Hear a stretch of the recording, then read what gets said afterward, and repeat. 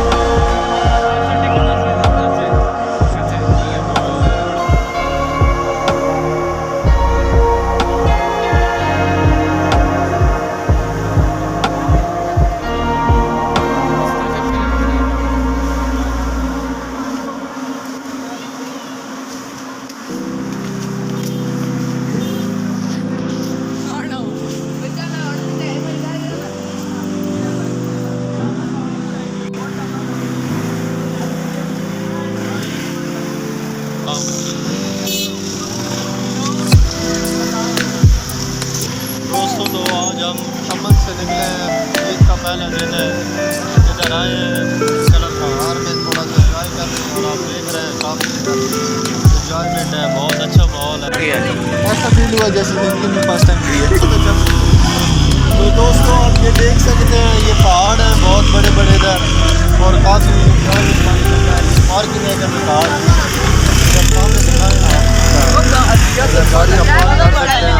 ये हमारे दोस्त हैं हमजा भाई, ये सभी साथ। बहुत अच्छा माहौल है, बहुत अच्छा महसूस हो रहा है।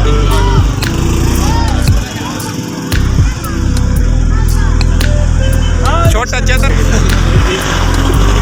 साइड से ये देखें, ये शाम को इधर बहुत अच्छा होता है।